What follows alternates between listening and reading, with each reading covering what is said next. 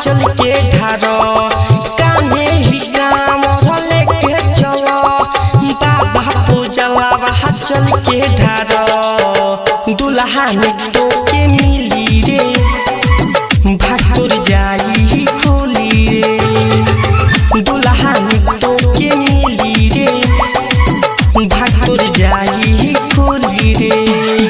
कान्हे ही कांवर लेके चलो बाबा पूजलवा चल के ढारो कान्हे ही कांवर लेके चलो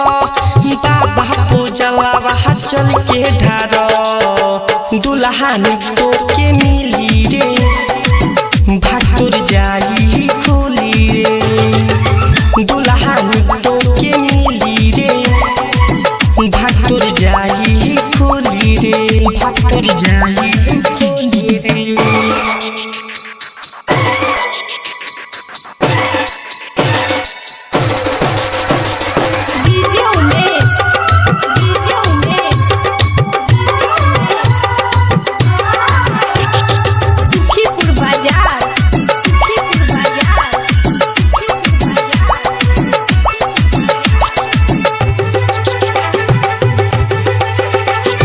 भोले बाबा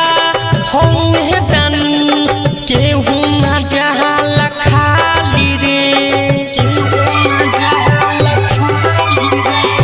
भोले बाबा होंगे दन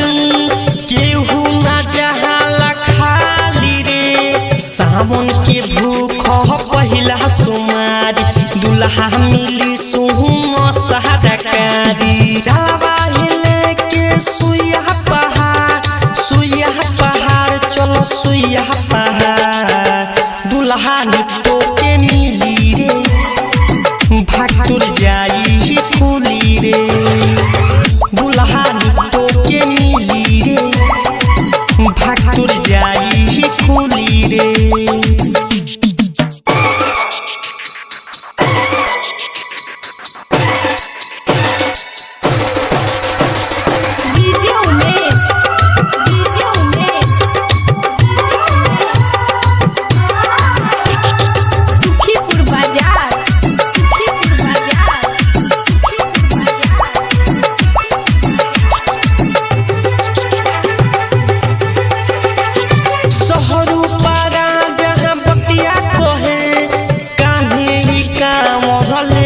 चले सोहरू पारा जहाँ बतिया कहे कान्हे कांवर लेके चले राइटर धीरज के ले लू साथ हो चलो ना दर्शन करे बाबा धाम